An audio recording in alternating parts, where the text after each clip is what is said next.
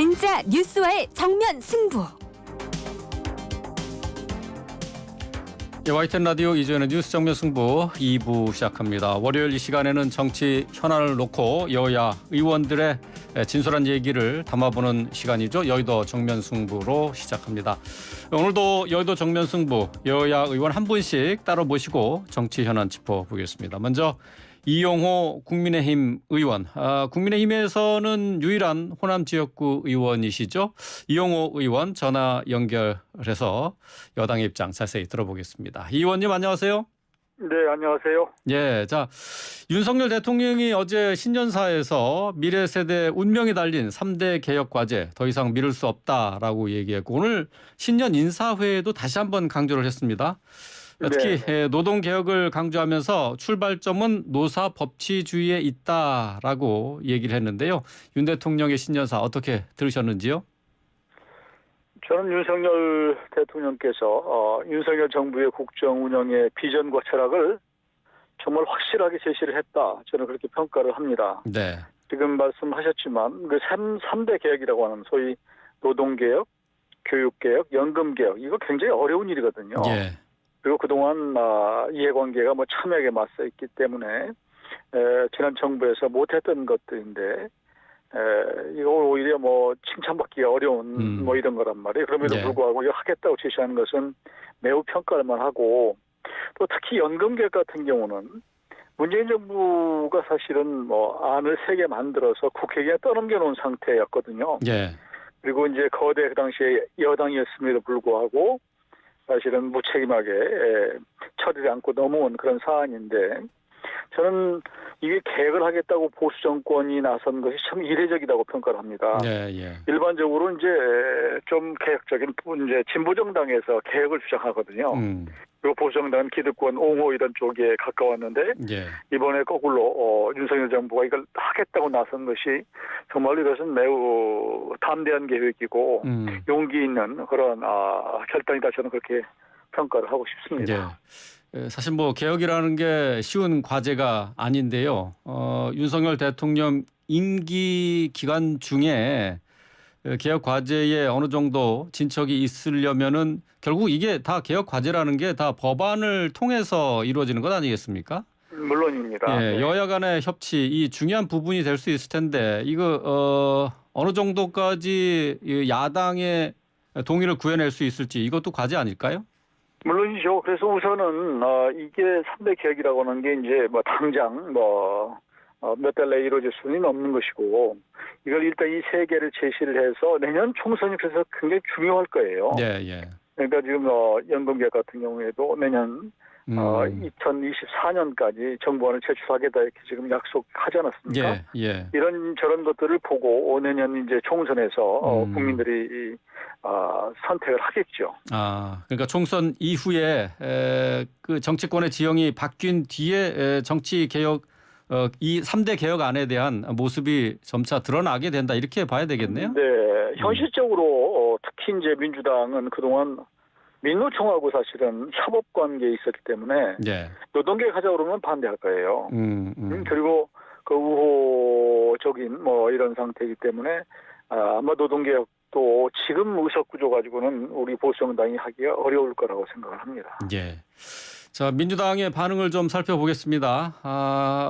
윤 대통령이 신년 기자회견은 패스를 하고 신년사를 했다. 이게 하나만한 얘기라고 일축을 했는데요. 자, 기자회견이 아닌 신년사로 일방적인 메시지 전달에 그쳤다라고 하는 지적에 대해서는 어떻게 생각하시는지요? 저는 신년사라고 하는 게 이제 한 해의 벽두에 이제 국정 운영을 어떻게 하겠다라고 하는 것을 제시하는 거 아니겠습니까? 네. 그 자체의 컨텐츠가 중요한 것이지 또 어떤 형태, 어떤 무슨 기자들을 모아놓고 하느냐 이렇게 중요하지는 않다고 생각을 해요. 예. 저는 그리고 이제 물론 그동안에 전통적으로는 그래 왔습니다만 아마 국민과의 소통을 위해서 나름대로 노력했던 것은 평가를 할 겁니다. 예. 그동안 그 도어 스태핑도 그렇고 지난 12월에도 아마 국정보고를 현 정부 윤석열 대통령께서 주도해서 국민들에게 각 부처 장관들 다 모인 가운데 국민 패널을 다 초청을 해서 직접 하시지 않았습니까? 시간을 초과하면서까지 이런 노력은 우리 국민들도 충분히 아실 거라고 생각하고요. 민주당에서 사실은 뭐 그동안 전 정부 같은 경우에 이제 신년사 뭐 다른 데로 했다고는 보지만 이벤트성이 좀 많았거든요. 그런 측면에서 꼭 이걸 뭐 기자회견 무슨 뭐 기자들 패스했다 이렇게 자꾸 평가하는 것은 적절치 않다고 생각합니다. 예, 알겠습니다. 윤 대통령은 오늘 조선일보와의 신년 인터뷰 기사에서 중대 선거구제로의 선거제도 개편 얘기도 꺼냈습니다. 근데 오늘 이제 김진표 국회의장도 같은 얘기를 했는데요. 2월까지 개정안 제안을 받고 전원위원회에 회부하겠다라는 구체적인 계획도 내놨는데 자, 새해 선거제도 개편 논의 이루어지는 겁니까? 저는 상당히 기대할 만하다 이렇게 생각을 하고요. 네. 왜냐하면 지금의 이 선거 제도의 문제점은 여든 야든 다 알고 있습니다. 그러니까 이제 지금의 소선구제라는 게 정치의 양극단을 심화시키고 있고 또 이제 소선구제 하다 보니까 이제 사표가 많이 생기거든요. 그래서 이제 지난 선거에서는 연동형 비례대표제를 도입을 했는데 그래놓고 나니까 또 부작용이 생기지 않았습니까? 위성정당 이런 것들 때문에. 그래서 이번에 정치개혁 차원에서 정치개혁이라는 게 하나는 지역감정 해소고 하나는 사표방지인데 그런 측면에 있어서는 좀 여야 의원들이 당 차원을 떠나서 공감대를 어느 정도 갖고 있습니다. 그렇기 때문에 저는 상당한 진척이 이루어지다고 생각을 하고 있습니다. 여야 모두 이 지금 소선거구제에 대해서 문제가 있다라는 지점에 공감하고 있다라는 말씀이시네요.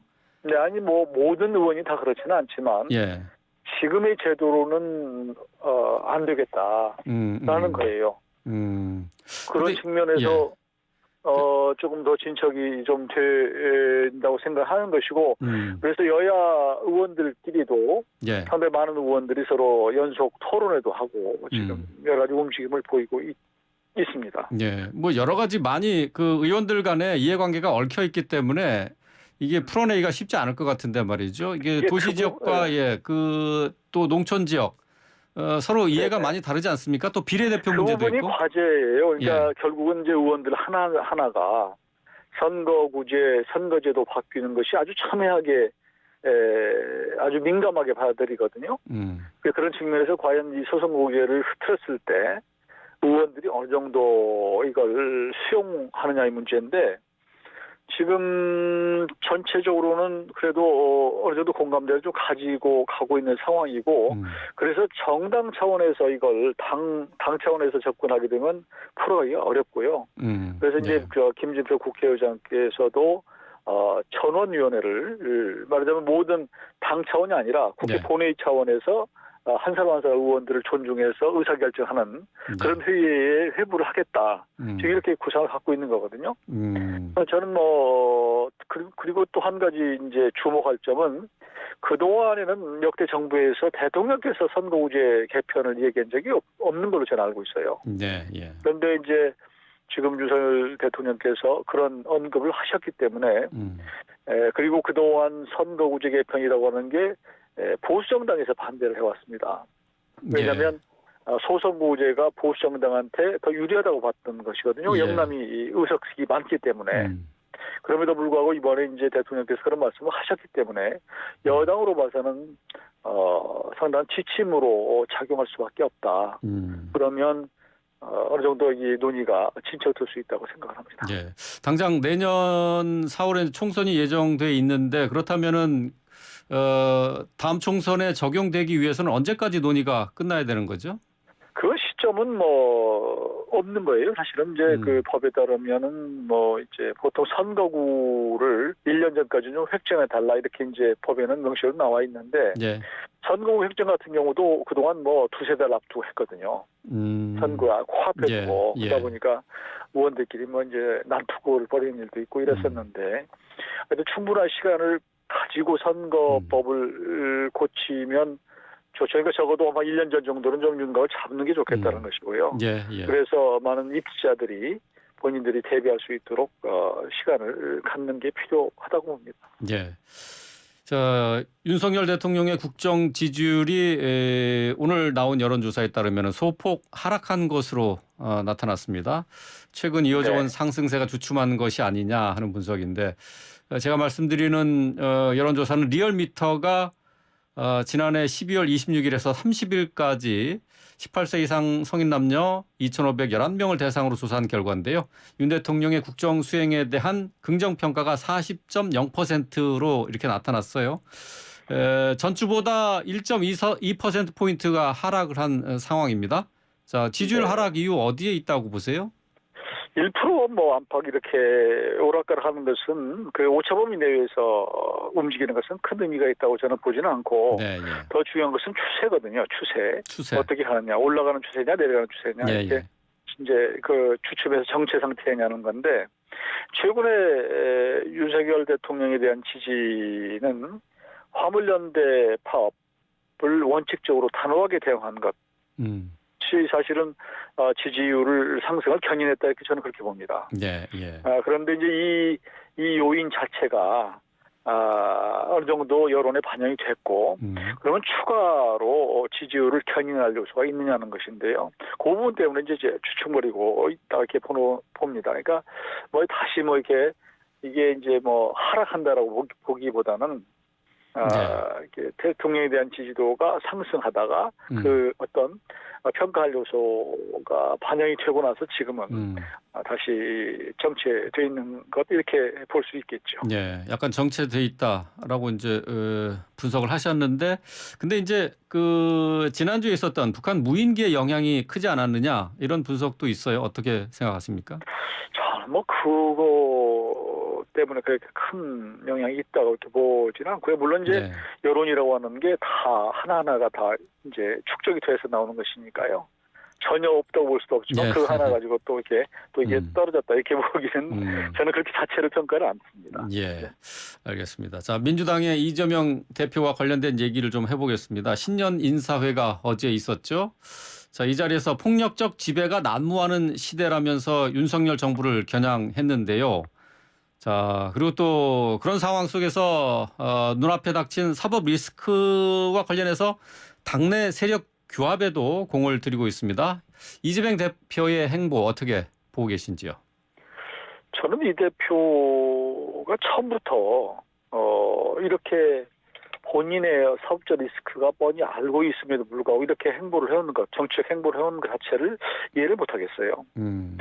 좀 안타까운 일이고 또 알다시피 뭐 측근이 지금 연달아서 구속이 되고 하지 않았습니까? 예. 이런 정도면 대표적으로 깔끔하게 사퇴를 해야 된다고 저는 보고요. 예. 지금은 이 대표가 민주당을 볼모로 잡고 있는 상황이거든요. 그리고 민주당을 볼모로 잡고 있다는 뜻은 국정 자체를 볼모로 잡는 것이고 민생을 예. 볼모로 잡고 있는 거예요. 이게 결코 민주당한테 도움이 안 되고 본인한테도 떳떳하지 못한 그런 정치적 행보다 이렇게 보는 것입니다. 예. 그럼에도 불구하고 예. 폭력적 지배가 난무한다 이렇게 예. 보는 것은 누가 이해를 하겠습니까? 폭력적 지배라고 하는 것은 이게 법이 아닌 법의 근거가 아닌 무법인 뭐 이런 뜻으로 얘기를 하는 것 같은데 예. 그건 이 대표가 하실 말씀은 아닌 것 같습니다. 오히려 지난 정부에서 법에 의존하지 않고 사실 민노총이나 시민단체 또 극렬 정책 팬덤 이런 사람들이 문자부대 동원해가지고 정치를 압박하고 예. 이런 거야말로 사실 폭력적 지배에 가깝다고 봐야 되겠죠. 네, 폭력적 지배라는 표현 이재명 대표가 할 말은 아닌 것 같다라고 말씀하셨는데 오늘 이재명 대표와 문재인 전 대통령이 만났습니다. 오찬을 하면서 담소도 나눴는데 이 자리에서 민주주의의 후퇴 우려에 대해서 공감대가 있었다라고 밝혔습니다. 이건 어떻게 보시나요? 그건 뭐 민주주의가 후퇴하고 있다. 그건 뭐 제가 보기에는 그건 뭐 내로남불이라고 봐요. 민주주의라고 하는 것은 국민 중심의 어떤 정치 그리고 또 법에 의한 어떤 법치 이런 것들이 존중돼야 받으면 되는 것인데 지금 어떤 부분이 그렇다는 뜻인지 전 잘 이해를 못하겠어요. 예. 지금 지난 5년 동안 문재인 정부가 법치를 상당히 훼손했거든요. 각 분야에서. 예. 그래서 지금 정부는 그 훼손된 법치를 다시 회복하기 위해서 부단히 노력하고 있는 거예요. 그러니까 저는 그런 측면에서 누가 오히려 민주주의를 훼손한 것은 지난 정부다. 그러니까 사법적으로 김명수 대법원장 당시에 여러 가지 코드 법원 인사 이런 예. 것들을 필요해서 각 분야가 그랬거든요. 근데 그래 놓고 지금 와서 다시 이 민주주의를 복원하고자 하는 노력을 그게 민주주의 후퇴라고 이해하는 것을 도대체 저는 이해할 수 없고 그야말로 전형적인 내로남불에다 저는 그렇게 평가하고 싶습니다. 예. 여전히 전형적인 내로남불의 행태를 보이고 있다라고 평가를 해 주셨는데요. 이번에는 그 국민의힘 쪽으로 좀 가보도록 하겠습니다. 어제 국민의힘도 네. 신년 인사회가 있었는데요. 당권 주자들이 집결을 했죠. 네. 나경원 전 의원부터 이제 김기현 의원, 안철수 의원, 조경태 의원까지 그 신년 인사회에 참석을 했는데 모두 이제 윤석열 정부에 대한 뒷받침 또 총선 승리를 강조했습니다. 자, 네, 내년 총선 네. 승리를 위해서 당에 어떤 대표가 필요하다고 생각하시는지요? 저는 우선은 지금 집권 초반이고 아무래도 내년 총선도 윤석열 대통령과 윤석열 정부를 어떻게 국민들이 평가하고 기대하느냐에 달려 있다고 봐요. 총선의 예. 결과가. 예. 그렇기 때문에 결국은 주 간판은 대통령이 될 수밖에 없다. 집권당이기 때문에. 네, 그런 측면에서 그게 중요하고 이제 그러나 보조적으로는 당대표 얼굴도 매우 중요합니다.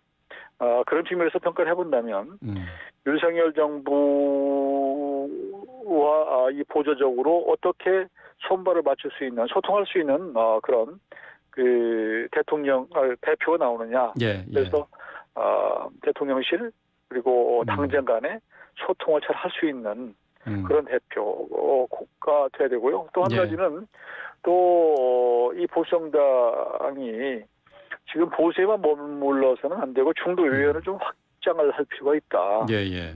보기 때문에 좀 중도적인 인사가 되면 전 좋다고 봅니다. 지금 알다시피 수도권이 120석 지금 현재 제도로 보면 인데 지금 국민의힘이 17석 이런 정도로 돼 있거든요. 예. 그래서 수도권을 겨냥한다면 좀 더 중도를 포용할 수 있는 그런 사람이 있으면 좋겠죠. 예.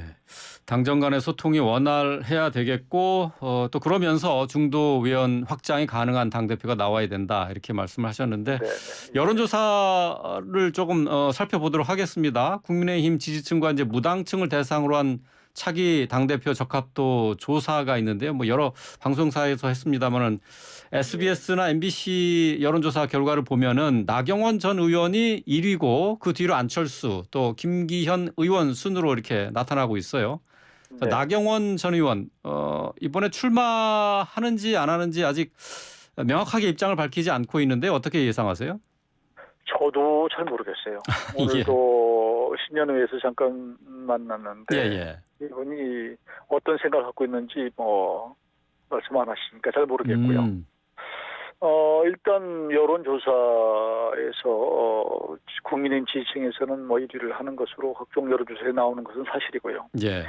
그러나 선거라고 하는 것이 늘 까보기 전까지는 알 수가 없는 거거든요. 그러니까 언제든지 이변은 발생할 수 있고 특히 이번 전당대회에서 두 가지인데요. 하나는 그 늘어난 좀 더 이렇게 입당이 많은 MZ 세대들, 2030 세대들이 어떻게 움직이느냐 하는 부분 하나가 있고요. 그리고 또 한 가지는 이 결선 투표제거든요. 결선 투표제가 어떻게 작용하느냐라는 거예요. 그래서 이 부분 때문에 의회에 또 이변이 생길 수도 있다. 저는 그렇게 봅니다. 지금 80만이 넘는다고 하는 이 당원의 의중이 어디에 가 있는지 지금 현재 상황에서는 짐작하기 쉽지 않다. 그런 말씀이 되겠네요. 그렇습니다. 네. 여론조사 얘기를 했으니까 좀 더 이어가 볼게요. 유승민 전 의원 같은 경우는 이제 전체 유권자 대상 여론조사를 하면은 항상 1위로 나오지 않습니까? 네. 자, 근데 오늘 YTN 라디오에 출연해서 딸이 아빠 떨어뜨리겠다고 전당대회 룰을 바꿨다고 얘기하면서 출마를 반대한다 네. 이렇게 얘기를 했거든요. 자, 그러면서 이제 출마 여부도 궁금하지만은 그 유 전 의원이 한 얘기가 과거 100% 대통령 예스맨으로만 채워서 당이 망했던 경험이 한두 번이 아니다. 이렇게 일가를 했습니다. 어떻게 들으셨는지요? 아니 뭐 유 대표 말씀이 뭐 맞는 부분도 있어요. 예. 그런데 저는 뭐 유 대표 유 전 대표죠. 유승민 전 의원이 예. 너무 그러니까 비판을 너무 심하게 한다. 아니 건전한 비판 충분히 가능하고 내부적으로 얘기할 수 있는데 비판을 넘어서서 좀 당을 너무 사랑 없이 일방적으로 야당처럼 그냥 비판한 것들을 당원들이 잘 이해를 못해요. 그러니까 그 부분이 안타까운 지점이라고 저는 생각을 하고, 예. 내가 이제 그게 어디서부터 시작됐는지는 모르겠을 때 지금 유승민 대표는 스스로 조금 되돌아볼 필요가 있다고 생각하는 점이 예. 왜 국민 전체를 상대로 하면은 1위를 하는데 예. 왜 국민의힘 당원들을 상대로 여론조사를 하면 이렇게 뒤 3, 4순위를 밀리는지 이 부분에 대해서는 적어도 한 번쯤 되돌아볼 필요가 있는 것이 아닌가.